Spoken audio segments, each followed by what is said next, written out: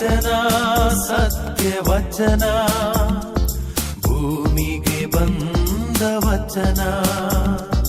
ವಚನ ಸತ್ಯ ವಚನ, ಭೂಮಿಗೆ ಬಂದ ವಚನ. ಆದಿಯಲ್ಲಿ ಇದ್ದ ವಚನ, ನಮ್ಮ ನೋಡ ಬಂದ ವಚನ. ವಚನ ಸತ್ಯ ವಚನ, ಭೂಮಿಗೆ ಬಂದ ವಚನ.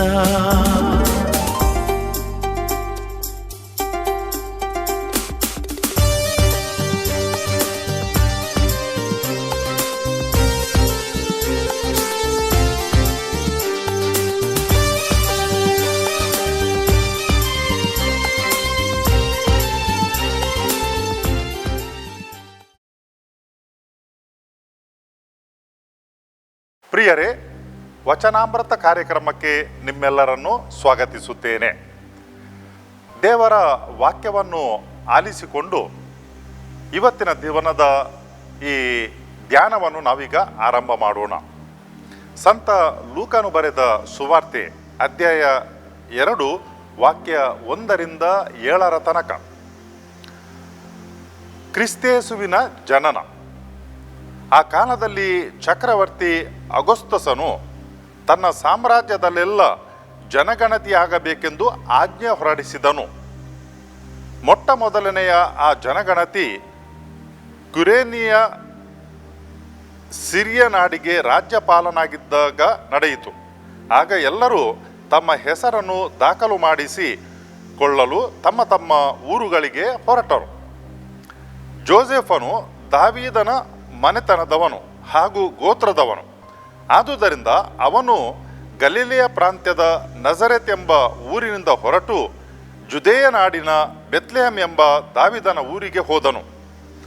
ಆತನ ಸಂಗಡ ಆತನಿಗೆ ನಿಶ್ಚಿತಾರ್ಥಳಾಗಿದ್ದ ಹಾಗೂ ಪೂರ್ಣ ಗರ್ಭವತಿಯಾಗಿದ್ದ ಮರಿಯಳು ಸಹ ಹೋದಳು. ಹೀಗೆ ಅವರು ಬೆತ್ಲೆಹೆಮಿನಲ್ಲಿದ್ದಾಗ ಮರಿಯಳಿಗೆ ಪ್ರಸವ ಕಾಲ ಸಮೀಪಿಸಿತು. ಆಕೆ ಚೊಚ್ಚಲ ಮಗನಿಗೆ ಜನ್ಮವಿತ್ತು. ಇದ್ದ ಬಟ್ಟೆಯಲ್ಲೇ ಸುತ್ತಿ ಅದನ್ನು ಗೋದಲಿಯಲ್ಲಿ ಮಲಗಿಸಿದಳು. ಕಾರಣ ಛತ್ರದಲ್ಲಿ ಅವರಿಗೆ ಸ್ಥಳ ಸಿಗಲಿಲ್ಲ. ಕ್ರಿಸ್ತರ ಶುಭ ಸಂದೇಶವಿದು. ಕ್ರಿಸ್ತರೇ ನಿಮಗೆ ಸ್ತುತಿಯಾಗಲಿ. ಪ್ರಿಯರೇ, ನಾವು ಡಿಸೆಂಬರ್ ತಿಂಗಳಲ್ಲಿ ಯೇಸು ಸ್ವಾಮಿಯ ಜನ್ಮ ದಿವಸವನ್ನು ಆಚರಣೆ ಮಾಡುತ್ತೇವೆ. ಅಂತಹ ಆ ಹಬ್ಬದ ಸಂದರ್ಭದಲ್ಲಿ ನಮಗೆ ಸಾಮಾನ್ಯವಾಗಿ ಈ ದೇವಾಲಯಗಳ ಮುಂಭಾಗದಲ್ಲಿ ಅಥವಾ ದೇವಾಲಯದ ಪಕ್ಕದಲ್ಲಿ ನೋಡಲು ಸಿಗುವಂತಹ ಒಂದು ವಸ್ತು ಸಂಗತಿ ಅಂತ ಹೇಳಿದರೆ ಗೋದಲಿ. ಆ ಗೋದಲಿ ಯೇಸು ಸ್ವಾಮಿ ಹುಟ್ಟಿದಂತಹ ಸ್ಥಳವನ್ನು ನಮ್ಮ ಕಣ್ಣ ಮುಂದೆ ತರುತ್ತದೆ. ಎಂತಹ ಒಂದು ಸ್ಥಿತಿಗತಿಯಲ್ಲಿ, ಎಂತಹ ವಾತಾವರಣದಲ್ಲಿ, ಯಾವ ಜಾಗದಲ್ಲಿ ಯೇಸು ಸ್ವಾಮಿ ಹುಟ್ಟಿ ಬಂದರು ಎಂಬುದನ್ನು ತೋರಿಸಿಕೊಡ್ತದೆ.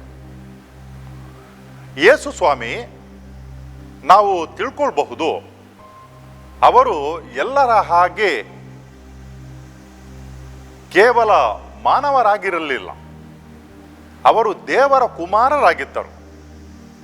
ಯೋಹಾನನು ಬರೆದ ಸುವಾರ್ತೆಯಲ್ಲಿ 1ನೆಯ ಅಧ್ಯಾಯದಲ್ಲಿ ನಾವು ಓದುತ್ತೇವೆ, ಆದಿಯಲ್ಲಿ ವಾಕ್ಯವಿತ್ತು, ಆ ವಾಕ್ಯ ದೇವರ ಬಳಿಯಲ್ಲಿತ್ತು ಮತ್ತು ಆ ವಾಕ್ಯ ಈ ಭೂಮಿಗೆ ಮನುಷ್ಯರಾಗಿ ಬಂತು ಅಂತ ಹೇಳಿದರೆ ದೇವರ ಕುಮಾರ ಯೇಸು ಸ್ವಾಮಿ, ಆ ದಿವ್ಯವಾಣಿ, ಅವರು ಮಾನವರಾಗಿ ಈ ಭೂಲೋಕಕ್ಕೆ ಬಂದರು. ಅವರು ಈ ಭೂಲೋಕಕ್ಕೆ ಬಂದಾಗ ಏನಾಯಿತು ಅದು ಮುಖ್ಯ. ಪ್ರಿಯರೇ, ಅವರು ಭೂಲೋಕಕ್ಕೆ ಬಂದಾಗ ಎಲ್ಲಿ ಜನಿಸಿದರು? ಗೋದಲಿಯಲ್ಲಿ ಜನಿಸಿದರು. ನಮಗೆಲ್ಲರಿಗೂ ಕೂಡ ತಿಳಿದ ಹಾಗೆ ಗೋದಲಿ ಅಂತ ಹೇಳಿದರೆ ಈ ದನಕರುಗಳನ್ನು ಅಥವಾ ಕುರಿಗಳನ್ನು ಕಟ್ಟಿ ಹಾಕುವಂಥ ಒಂದು ಸ್ಥಳ. ಅಂತಹ ಸ್ಥಳದಲ್ಲಿ ಯೇಸು ಸ್ವಾಮಿ ಹುಟ್ಟಿದರು. ಅದು ಏನನ್ನು ತೋರಿಸಿಕೊಡ್ತದ ಅಂತ ಹೇಳಿದರೆ, ಬೆತ್ಲೆಹೇಮ್ ಎಂಬ ಊರಿನಲ್ಲಿ ಗೋದಲಿಯಲ್ಲಿ ಹುಟ್ಟಿದರು. ಮೊತ್ತ ಮೊದಲನೇದಾಗಿ ನಾವು ಅರಿತುಕೊಳ್ಳಬೇಕಾದದ್ದು ಬೆತ್ಲೆಹೇಮ್ ಎಂಬ ಆ ಪದದ ಅರ್ಥ. ಬೆತ್ಲೆಹೇಮ್ ಅಂತ ಹೇಳಿದರೆ ರೊಟ್ಟಿಯ ಊರು. ಪ್ರಾಯಶಃ ಆ ಊರಿನಲ್ಲಿ ರೊಟ್ಟಿ ಬ್ರೆಡ್ ತಯಾರಿಸುತ್ತಿರಬೇಕು ಜನರು. ಅದಕ್ಕಾಗಿ ಆ ಊರಿಗೆ ಬೆತ್ಲೆಹೇಮ್ ಅಂತ ಹೇಳಿದರೆ ರೊಟ್ಟಿಯ ಊರು ಎಂಬ ಬಿರುದು ಅಥವಾ ಹೆಸರಿತ್ತು. ಅಂತಹ ಊರಿನಲ್ಲಿ ಯೇಸು ಸ್ವಾಮಿ ದೇವರ ಕುಮಾರ ಈ ಭೂಲೋಕಕ್ಕೆ ಜನಿಸಿ ಬರುತ್ತಾರೆ. ಇದರಿಂದ ನಾವು ಏನನ್ನು ತಿಳ್ಕೊಳ್ಬಹುದು? ಯೇಸು ಸ್ವಾಮಿ ಗೋದಲಿಯಲ್ಲಿ ಹುಟ್ಟಿದರು. ಗೋದಲಿ ಅಂತ ಹೇಳಿದ್ರೆ ದನ ಕರುಗಳು ಅಥವಾ ಪ್ರಾಣಿಗಳು, ಕುರಿಗಳು ತಮ್ಮ ಆಹಾರವನ್ನು, ಹುಲ್ಲು ಕಡ್ಡಿಯನ್ನು ಅಥವಾ ಏನು ತನ್ನ ಆಹಾರ ಉಂಟೋ ಅದನ್ನು ತಿನ್ನುವ ವಸ್ತು, ಇಡುವಂಥ ವಸ್ತು ಆ ಗೋದಲಿಯಾಗಿದೆ.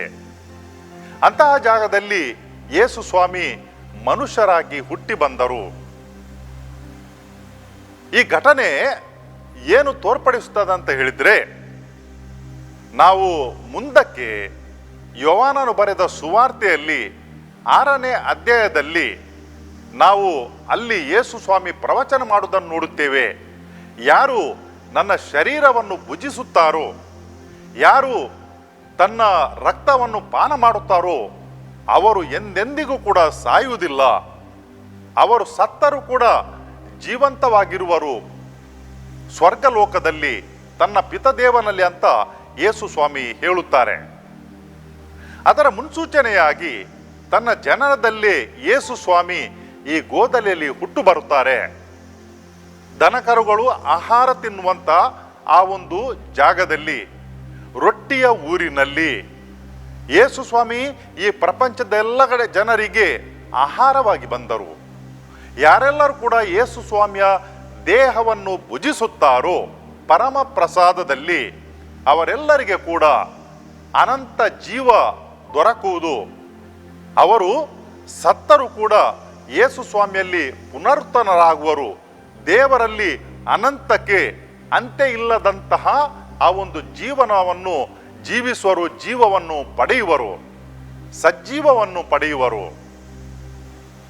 ಪ್ರಿಯರೇ, ಇನ್ನೊಂದು ಮುಖ್ಯವಾದ ಸಂಗತಿಯನ್ನು ಈ ಸಂದರ್ಭದಲ್ಲಿ ನಾವು ಯೋಚನೆ ಮಾಡಿ ನೋಡಬಹುದು. ನಮಗೆ ಈ ಸುವಾರ್ತೆಯ ಕೊನೆಯ ವಾಕ್ಯ ಹೇಳ್ತದೆ, ಯೇಸು ಸ್ವಾಮಿ ಗೋದಲಿಯಲ್ಲಿ ಹುಟ್ಟಿದರು. ಕಾರಣ, ಛತ್ರದಲ್ಲಿ ಅವರಿಗೆ ಸ್ಥಳ ಸಿಗಲಿಲ್ಲ. ಛತ್ರದಲ್ಲಿ ಅವರಿಗೆ ಸ್ಥಳ ಸಿಗಲಿಲ್ಲ. ಬೇರೆ ಬೇರೆ ಕಾರಣಗಳು ಇರಬಹುದು. ಯಾಕಂತ ಹೇಳಿದ್ರೆ ಆ ಚಕ್ರವರ್ತಿಯ, ಅಗಸ್ತಸ್ ಚಕ್ರವರ್ತಿಯ ಆದೇಶದ ಮೇರೆಗೆ ಜನರೆಲ್ಲರೂ ಕೂಡ ಒಂದು ಊರಿನಿಂದ ಇನ್ನೊಂದು ಊರಿಗೆ ಅವರು ವಲಸೆ ಹೋಗುತ್ತಿದ್ದರು. ಜೋಸೆಫನು ಮತ್ತೆ ಮರಿಯ ಅವರು ಕೂಡ ಈ ನಜರೇತಿನಿಂದ, ಗಲಿಲೆಯದಿಂದ ಜೆರೂಸಲೇಮಿನ ಹತ್ತಿರ ಇರುವಂತಹ ಆ ಬೆತ್ಲೆಹೇಮಿಗೆ ಅವರು ಪ್ರಯಾಣ ಮಾಡಿಕೊಂಡು ಹೋದರು. ಬೆತ್ಲೆಹೇಮು ಇನ್ನೊಂದು ವಿಷಯಕ್ಕೆ ಕೂಡ ಪ್ರಸಿದ್ಧಿಯಾಗಿತ್ತು. ಅದೇನಂತ ಹೇಳಿದ್ರೆ, ಯಹೂದಿಯರ, ಇಸ್ರಾಯೇಲ್ ಜನಾಂಗದ ಚರಿತ್ರೆಯಲ್ಲಿ ಅತಿ ಪ್ರಸಿದ್ಧವಾದಂತಹ ಅರಸನೆಂದರೆ ದಾವೀದ ಅರಸ. ಇದು ಆತನ ಊರಾಗಿತ್ತು. ಆ ಊರಿಗೆ ಜೋಸೆಫ ಮತ್ತು ಮರಿಯ ಬರ್ತಾರೆ. ಯಾಕಂತ ಹೇಳಿದ್ರೆ ಜೋಸೆಫನು ಈ ದಾವೀದ ಅರಸನ ಕುಲದವನು. ಅದಕ್ಕಾಗಿ ನಾವು ನೋಡುತ್ತೇವೆ, ಯೇಸು ಸ್ವಾಮಿ ಈ ಹೇಸರಗತ್ತ ಮೇಲೆ ಕುಳಿತುಕೊಂಡು ಅವರು ಜೆರೂಸಲೇಮಿಗೆ ಪ್ರವೇಶ ಮಾಡುತ್ತಿರುವಾಗ ಮೆರವಣಿಗೆಯಲ್ಲಿ ಜನರೆಲ್ಲ ಕೂಗುತ್ತಿದ್ದರು, ದಾವೀದ ಕುಲಪುತ್ರನಿಗೆ ಜಯವಾಗಲಿ ಅಂತ ಹೇಳಿಕೊಂಡು. ಇಸ್ರಾಯೇಲ್ ಜನರಲ್ಲಿ ದಾವೀದನು ಅತಿ ಶ್ರೇಷ್ಠನಾದಂತಹ ಅರಸ. ಆ ಕುಲಗೋತ್ರದಲ್ಲಿ ಯೇಸು ಸ್ವಾಮಿ ಹುಟ್ಟಿ ಬರುತ್ತಾರೆ. ದಾವೀದನಿಗಿಂತಲೂ ಅಥವಾ ಎಲ್ಲ ಅರಸರಿಗಿಂತಲೂ ಮಿಗಿಲಾದ ಅರಸರಾಗಿ ಹುಟ್ಟಿ ಬರುತ್ತಾರೆ. ಆದರೆ ಅವರು ಹುಟ್ಟಿದ್ದು ಮಾತ್ರ ಈ ಗೋದಲಿಯಲ್ಲಿ ಪಶುಗಳು ಇರುವಂತ ಜಾಗದಲ್ಲಿ. ಯಾಕೆಂತ ಹೇಳಿದ್ರೆ ಅವರಿಗೆ ಜಾಗ ಸಿಗಲಿಲ್ಲ, ಛತ್ರದಲ್ಲಿ ಜಾಗ ಸಿಗಲಿಲ್ಲ, ಎಲ್ಲ ಛತ್ರಗಳು ತುಂಬಿ ಹೋಗಿದ್ದವು. ಅದೇ ಪ್ರಕಾರ ಜೋಸೆಫ್ ಮತ್ತು ಮರಿಯ ಅವರೇನು ಧನವಂತ ವ್ಯಕ್ತಿಗಳಾಗಿರಲಿಲ್ಲ, ಶ್ರೀಮಂತರಾಗಿರಲಿಲ್ಲ. ಜೋಸೆಫನ್ ಓರ್ವ ಬಡಗಿಯಾಗಿದ್ದನು. ಆದ್ದರಿಂದ ಅವರಿಂದ ಛತ್ರದಲ್ಲಿ ಇರಲಿಕ್ಕೆ ಹಣ ಇತ್ತೋ ಇಲ್ವೋ, ಹಾಗಾಗಿ ಅವರಿಗೆ ನಿರಾಕರಣೆ ದೊರೆಯಿತು ಎಲ್ಲ ಕಡೆಯಲ್ಲಿ. ಕೊನೆಗೆ ಈ ಪ್ರಾಣಿಗಳು ಇರುವಂತ ಜಾಗದಲ್ಲಿ ಯೇಸು ಸ್ವಾಮಿ ಮಾನವ ಕುಲದ ರಕ್ಷಕರಾಗಿ, ವಿಮೋಚಕರಾಗಿ ಹುಟ್ಟಿ ಬಂದರು, ಉದ್ಧಾರಕರಾಗಿ ಹುಟ್ಟಿ ಬಂದರು. ನೋಡಿ ಪ್ರಿಯರೇ, ಜನರೇನು ಅವರಿಗೆ ಈ ಮರಿಯಳಿಗೆ ಪ್ರಸವ ವೇದನೆ ಬರುತ್ತಿರುವಾಗ ಜಾಗ ಕೊಡಲಿಲ್ಲ. ಅವರು ಊರಿನಿಂದ ಹೊರಕ್ಕೆ ಆ ಗೋದಲಿಯಲ್ಲಿ ಹುಟ್ಟಿದರು. ಒಂದು ದೊಡ್ಡ ಅರ್ಥ ಇದರಲ್ಲಿ ನಾವು ಕಾಣಬಹುದು. ಯಾಕೆಂತ ಹೇಳಿದ್ರೆ, ಒಂದು ವೇಳೆ ಯೇಸು ಸ್ವಾಮಿ ಯಾವುದೇ ಅರಮನೆಯಲ್ಲಿ ಅಥವಾ ಯಾವುದೇ ಒಬ್ಬ ಶ್ರೀಮಂತರ ಮನೆಯಲ್ಲಿ ಹುಟ್ಟಿ ಬಂದಿದ್ರೆ ಏನಾಗುತ್ತಿತ್ತು? ಅವರು ಆ ಮನೆಯ ಸದಸ್ಯನಾಗಿರುತ್ತಿದ್ದರು, ಆ ಮನೆತನದ ಸದಸ್ಯನಾಗಿರುತ್ತಿದ್ದರು, ಆ ರಾಜ ಮನೆತನದ ಅವರು ಸದಸ್ಯರಾಗಿರ್ತಿದ್ದರು. ಆದರೆ ಯೇಸು ಸ್ವಾಮಿ ಊರಿನಿಂದ ಹೊರಕ್ಕೆ, ಯಾರ ಮನೆ ಕೂಡ ಅಲ್ಲ ಅದು, ಅಂತಹ ಜಾಗದಲ್ಲಿ ಹುಟ್ಟಿ ಬರುತ್ತಾರೆ. ತೋರಿಸಿಕೊಡ್ತಾರೆ ಏನಂತ ಹೇಳಿದ್ರೆ, ಅವರು ಒಂದು ಕುಟುಂಬಕ್ಕೆ, ಒಂದು ಮನೆತನಕ್ಕೆ, ಒಂದು ಅರಮನೆಗೆ ಸೀಮಿತರಾಗಿಲ್ಲ. ಬದಲಾಗಿ ಅವರು ಇಡೀ ಪ್ರಪಂಚದ ಅರಸರಾಗಿದ್ದಾರೆ. ಅವರ ಈ ರಾಜ್ಯದ ವ್ಯಾಪ್ತಿಯನ್ನು ಯಾರಿಗೂ ಕೂಡ ನಿಗದಿಪಡಿಸಲಿಕ್ಕೆ ಆಗಲ್ಲ. ಯಾಕಂತ ಹೇಳಿದ್ರೆ ಅವರು ಇಡೀ ಪ್ರಪಂಚದ ಅರಸನಾಗಿದ್ದಾರೆ ಅಂತ ಈ ಮೂಲಕ ನಾವು ಕಾಣುತ್ತೇವೆ. ಅಂದಿನ ದಿನದ ಜನರು ಅವರಿಗೆ ಜಾಗವನ್ನು ನಿರಾಕರಿಸಿದರು. ಯೇಸು ಸ್ವಾಮಿ ಇಂದು ಕೂಡ ಹುಟ್ಟಿ ಬರುತ್ತಾರೆ. ಗೋದಲಿ ಏನು ತೋರಿಸ್ಕೊಡ್ತದ ಅಂತ ಹೇಳಿದ್ರೆ, ಯೇಸು ಸ್ವಾಮಿ ಹುಟ್ಟಿದಂತಹ ಆ ಒಂದು ಸ್ಥಿತಿಯನ್ನು ತೋರಿಸ್ತದ ನಮಗೆ. ಆದರೆ ಯೇಸು ಸ್ವಾಮಿ ಆ ಗೋದಲಿ ಇಲ್ಲಿ ಇದ್ದಂತಹ ಆ ಮೂರ್ತಿಗಳಲ್ಲಿ ಹುಟ್ಟಿ ಬರಲ್ಲ.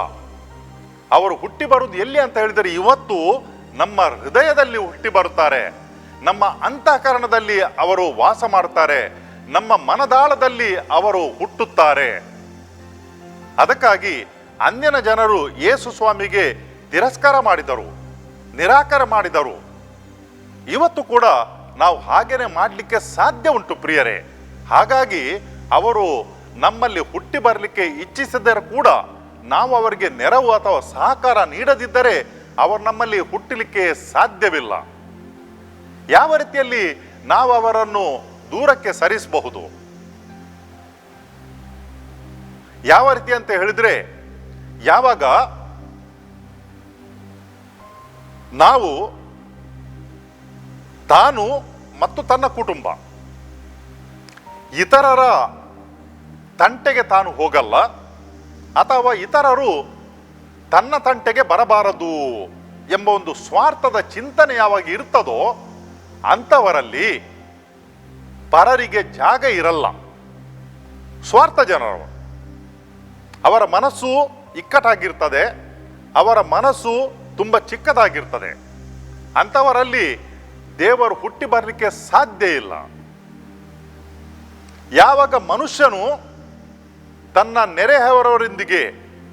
ನೆರೆಯವರೊಂದಿಗೆ ಅಥವಾ ತನ್ನ ಸಹೋದರರೊಂದಿಗೆ, ತನ್ನ ಮಿತ್ರರೊಂದಿಗೆ ಸಿಟ್ಟಿನಲ್ಲಿ ಇರ್ತಾನೆ, ದ್ವೇಷದಲ್ಲಿ ಇರ್ತಾನೆ, ಆಗ ಕೂಡ ದೇವರು ಅಂಥವರಲ್ಲಿ ಹುಟ್ಟಿ ಬರಲಿಕ್ಕೆ ಸಾಧ್ಯ ಇಲ್ಲ.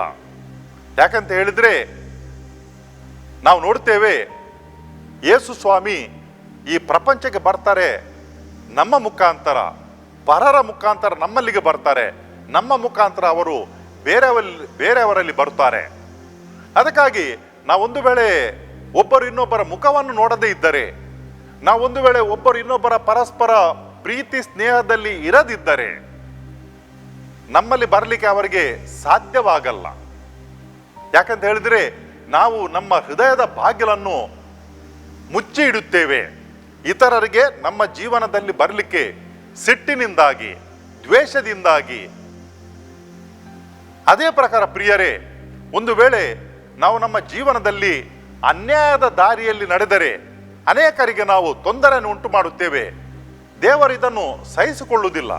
ಯಾಕಂತ ಹೇಳಿದರೆ ಯೇಸು ಸ್ವಾಮಿ ಭೂಲೋಕಕ್ಕೆ ಬಂದಾಗ ನಮಗೆ ಹೇಳಿಕೊಟ್ಟಿದ್ದಾರೆ, ಸ್ವರ್ಗ ಲೋಕದಲ್ಲಿರುವ ನಮ್ಮ ತಂದೆಯೇ ಅಂತ ಹೇಳಿಕೊಂಡು. ಯಾರೆಲ್ಲರೂ ಈ ಪ್ರಾರ್ಥನೆಯನ್ನು ಮಾಡಬೇಕು? ಎಲ್ಲರೂ ಕೂಡ. ಯಾಕಂತ ಹೇಳಿದ್ರೆ ದೇವರು ನಮ್ಮೆಲ್ಲರ ತಂದೆ ಆಗಿದ್ದಾರೆ. ನಾವೆಲ್ಲರೂ ಕೂಡ ದೇವರ ಮಕ್ಕಳಾಗಿದ್ದೇವೆ.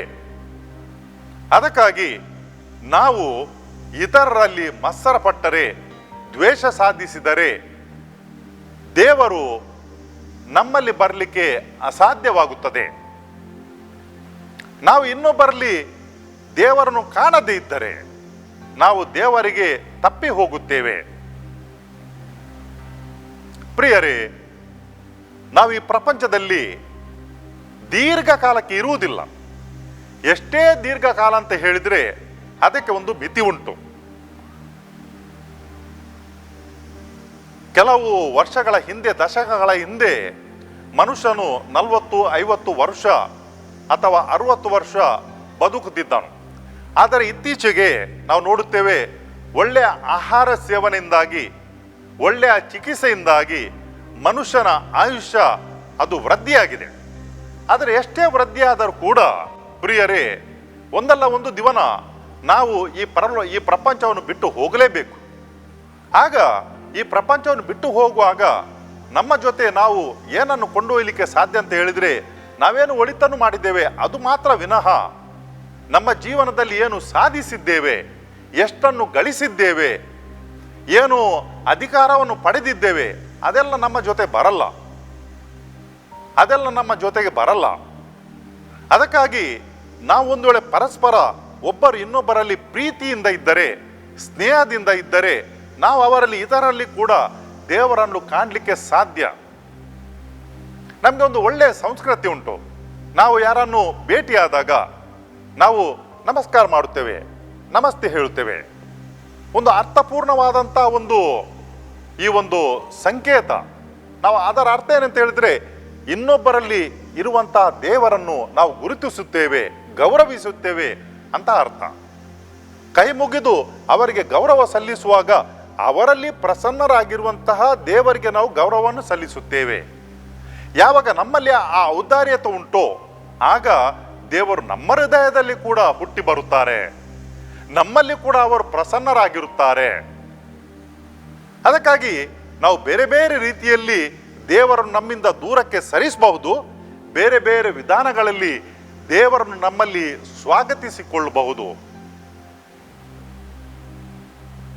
ನಾವು ಅನ್ಬಹುದು, ನಾನು ದೇವರನ್ನು ಪ್ರೀತಿಸ್ತೇನೆ, ನಾನು ದೇವರಿಗೆ ಪ್ರಾರ್ಥನೆ ಸಲ್ಲಿಸುತ್ತೇನೆ, ಪರರ ಚಿಂತೆ ನನಗೆ ಬೇಡ ಅಂತ ನಾವು ಅನ್ಬಹುದು. ಅದು ಸರಿಯಾಗಲ್ಲ. ಯಾಕಂತ ಹೇಳಿದ್ರೆ ದೇವರು ನಮ್ಮ ಹತ್ರ ಮಾತನಾಡುವುದು ಪರರ ಮುಖಾಂತರ. ದೇವರು ನಮ್ಮನ್ನು ಸಂಪರ್ಕಿಸುವುದು ಇತರರ ಮುಖಾಂತರ. ಇರಬಹುದು ಘಟನೆಗಳ ಮುಖಾಂತರ, ಇರಬಹುದು ವ್ಯಕ್ತಿಗಳ ಮುಖಾಂತರ. ನಾವು ಒಂದು ವೇಳೆ ಅಂತಹ ವ್ಯಕ್ತಿಗಳಲ್ಲಿ ದೇವರನ್ನು ಕಾಣಲಿಕ್ಕೆ ನಾವು ತಿರಸ್ಕರಿಸಿದರೆ ಆಗ ನಾವೊಂದು ಅವಕಾಶವನ್ನು ಕಳೆದುಕೊಳ್ಳುತ್ತೇವೆ. ಈ ಬಾಹ್ಯ ರೂಪದಲ್ಲಿ ನಾವೊಂದು ವೇಳೆ ದೇವರನ್ನು ಕಾಣಲಿಕ್ಕೆ ಹೋದರೆ ಖಂಡಿತವಾಗಿಯೂ ನಾವು ತಪ್ಪಿ ಬೀಳುತ್ತೇವೆ. ಸೌಂದರ್ಯವನ್ನು ನೋಡಿ, ಅಧಿಕಾರವನ್ನು ನೋಡಿ, ಆಮೇಲೆ ಗೌರವ ಅಥವಾ ಘನತೆ ಗೌರವಗಳನ್ನು ನೋಡಲಿಕ್ಕೆ ಹೋದರೆ, ಈ ಸಂಪತ್ತನ್ನು ನೋಡಲಿಕ್ಕೆ ಹೋದರೆ ಖಂಡಿತವಾಗಿಯೂ ನಾವು ಅಲ್ಲಿ ತಪ್ಪಿ ಬೀಳುತ್ತೇವೆ. ದೇವರು ಎಲ್ಲಿ ಪ್ರಸನ್ನರಾಗಿರ್ತಾರಂತ ಹೇಳಿದರೆ, ಎಲ್ಲಿ ಸರಳತೆ ಉಂಟು, ಎಲ್ಲಿ ಸೌಮ್ಯತೆ ಉಂಟು, ಎಲ್ಲಿ ಒಬ್ಬರು ಪರಸ್ಪರ ಇನ್ನೊಬ್ಬರನ್ನು ಸ್ನೇಹದಿಂದ ಕಾಣ್ತಾರೆ, ಅಲ್ಲಿ ದೇವರು ಹಾಜರಾಗಿದ್ದಾರೆ. ಈ ಮತ್ಸರ, ಆಮೇಲೆ ಈ ಅಸೂಯೆ, ಆಮೇಲೆ ಹೊಟ್ಟೆ ಕಿಚ್ಚು, ಇದೆಲ್ಲ ದೇವರಿಂದ ಬರುವಂತಹ ಗುಣಗಳಲ್ಲ. ಇದು ದುಷ್ಟಶಕ್ತಿಯಿಂದ ಬರುವಂಥ ಗುಣಗಳು. ಅದಕ್ಕಾಗಿ ಯಾರಲ್ಲಿ ಇಂಥ ದುಷ್ಟಶಕ್ತಿಗಳು ಇವೆಯೋ ಅವರು ಕೆಟ್ಟದನ್ನೇ ಮಾಡುದು. ಯಾರಲ್ಲಿ ದೇವರ ಆ ಗುಣಗಳು ಇವೆಯೋ ಅವರು ಎಲ್ಲರಲ್ಲಿ ಕೂಡ ಅವರು ಸೌಮ್ಯದಿಂದ ವರ್ತಿಸುತ್ತಾರೆ. ಅವರು ಇತರರಲ್ಲಿ ಒಳ್ಳೆಯದನ್ನು ನೋಡುತ್ತಾರೆ. ಪ್ರಿಯರೇ, ನಾವು ಯೇಸು ಸ್ವಾಮಿಗೆ ನಮ್ಮಲ್ಲಿ ಸ್ವಾಗತಿಸುವುದರಿಂದ ನಮಗೇನು ಲಾಭ? ಹಲವಾರು ಬಾರಿ ನಾವೇನು ಮಾಡ್ತೇವೆ ಅಂತ ಹೇಳಿದ್ರೆ ಆದಷ್ಟು ಜನರನ್ನು ನಮ್ಮಿಂದ ದೂರಕ್ಕೆ ಇಡ್ತೇವೆ. ನಮಗೆ ಯಾಕೆ ಈ ಚಿಂತೆ, ನಮಗೆ ಯಾಕೆ ಈ ಜವಾಬ್ದಾರಿ, ನಾನು ನನ್ನಷ್ಟಾಗಿ ಇರ್ತೇನಂತ ಹೇಳಿಕೊಂಡು. ಆದರೆ ಯೇಸು ಸ್ವಾಮಿ ಅವರನ್ನು ನಾವು ನಮ್ಮಲ್ಲಿ ಬರಮಾಡಿಕೊಂಡರೆ ಈ ಪ್ರಪಂಚದಲ್ಲಿ ಖರೀದಿ ಮಾಡಲಿಕ್ಕೆ ಆಗದಂತಹ ಒಂದು ಮೌಲ್ಯವನ್ನು ನಾವು ನಮ್ಮ ಜೀವನದಲ್ಲಿ ಪಡೆದಂತಾಗುತ್ತದೆ. ಅದೇನಂತ ಹೇಳಿದ್ರೆ, ಎಲ್ಲಿ ಯೇಸು ಸ್ವಾಮಿ ಹಾಜರಿರ್ತಾರೋ ಅಲ್ಲಿ ಆ ಮನುಷ್ಯನ ಜೀವನ ದೇವಾಲಯವಾಗ್ತದೆ. ಮಾತೆ ಮರಿಯಮ್ಮ ಮತ್ತೆ ಯೋಸೇಫ ಅವರು ದಿನನಿತ್ಯದ ಕೆಲಸವನ್ನು ಮಾಡುತ್ತಿದ್ದರು. ಅವರು ತುಂಬ ಶ್ರೀಮಂತರಾಗಲಿಲ್ಲ. ದೇವರ ಕುಮಾರ ಹುಟ್ಟಿ ಬಂದರು ಅಂದ ಕ್ಷಣ ಅವರ ಕುಟುಂಬದಲ್ಲಿ ಧನ ದೌಲತ್ತು ಅಥವಾ ಈ ಸಂಪತ್ತು ತುಂಬಿಕೊಂಡು ಬರಲಿಲ್ಲ. ಅವರು ದಿನನಿತ್ಯ ಅವರಿಗೆ ಬೇಕಾದಂಥ ಕೆಲಸವನ್ನು ಮಾಡ್ತಿದ್ದರು. ಅವರಿಗೆ ಬೇಕಾದಂಥ ಆಹಾರ ಅದು ಗಳಿಕೆ ಅದರಿಂದ ಸಿಗುತ್ತಿತ್ತು. ಆದರೆ ಏನಿತ್ತಂತ ಹೇಳಿದ್ರೆ ಅವರ ಕುಟುಂಬದಲ್ಲಿ ನೆಮ್ಮದಿ ಇತ್ತು, ತೃಪ್ತಿ ಇತ್ತು. ಎಲ್ಲಿ ನೆಮ್ಮದಿ ಉಂಟೋ, ಎಲ್ಲಿ ತೃಪ್ತಿ ಉಂಟೋ, ಎಲ್ಲಿ ಸಂತೋಷ ಉಂಟೋ, ಎಲ್ಲಿ ನೆಮ್ಮದಿ ಉಂಟೋ ಅದು ಸ್ವರ್ಗವಾಗಿದೆ ಪ್ರಿಯರೇ. ಅದಕ್ಕಾಗಿ ಯೇಸು ಸ್ವಾಮಿಯನ್ನು ನಮ್ಮಲ್ಲಿ ಬರಮಾಡಿಕೊಂಡ್ರೆ ನಮಗೇನೇನು ಕೂಡ ನಷ್ಟವಾಗುವುದಿಲ್ಲ. ಬದಲಾಗಿ ನಾವು ನಮ್ಮ ಮನಸ್ಸಿನಲ್ಲಿ ಸಂತೋಷದಿಂದ ಇರಲಿಕ್ಕೆ ಸಾಧ್ಯ, ಸ್ವರ್ಗದ ಅನುಭವವನ್ನು ಪಡೆಯಲಿಕ್ಕೆ ಸಾಧ್ಯ. ಈ ಸಂದರ್ಭದಲ್ಲಿ ನಾವು ದೇವರಲ್ಲಿ ಈ ಒಂದು ವರವನ್ನು ಬೇಡಿಕೊಳ್ಳುವ. ಕರ್ತರಾದ ದೇವರೇ, ನಿಮ್ಮ ಪುತ್ರರು ಈ ಭೂಲೋಕಕ್ಕೆ ಬಂದಾಗ ಅವರಿಗೆ ಹುಟ್ಟಿ ಬರಲು ಜಾಗ ಸಿಗಲಿಲ್ಲ. ಅವರು ಈ ಪ್ರಪಂಚದಲ್ಲಿ ಮಾನವರಿಗೆ ಆಹಾರವಾಗಿ ಬಂದರು. ಗೋದಲಿಯಲ್ಲಿ ಹುಟ್ಟಿದರು. ಅಲ್ಲಿ ಬಡತನ ಇತ್ತು. ಆದರೆ ಆ ಕುಟುಂಬದಲ್ಲಿ ಜೋಸೆಫ, ಮರಿಯ ಅವರ ಕುಟುಂಬದಲ್ಲಿ ಯೇಸು ಸ್ವಾಮಿ ಜನಿಸಿ ಬಂದಾಗ ಸಂತೋಷ ಇತ್ತು, ನೆಮ್ಮದಿ ಇತ್ತು. ಕರ್ತರಾದ ದೇವರೇ, ಈ ಕಾರ್ಯಕ್ರಮವನ್ನು ವೀಕ್ಷಿಸುತ್ತಿರುವ ಪ್ರತಿಯೊಬ್ಬರ ಮೇಲೆ ನಿಮ್ಮ ವರಕೃಪೆಗಳನ್ನು ಬೇಡುತ್ತೇವೆ. ಅವರೆಲ್ಲರಲ್ಲಿ ಕೂಡ ಯೇಸು ಸ್ವಾಮಿ ನೆಲೆಸುವಂತಾಗಲಿ, ನಿಮ್ಮ ಪುತ್ರ ಯೇಸು ಸ್ವಾಮಿ ನೆಲೆಸುವಂತಾಗಲಿ.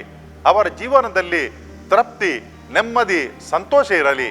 ಸ್ವರ್ಗದ ಆನಂದ ಅವರಿಗೆ ಸಿಗಲಿ ಅಂತ ನಿಮ್ಮನ್ನು ನಾವು ಪ್ರಾರ್ಥಿಸುತ್ತೇವೆ. ಆಮೇನ್.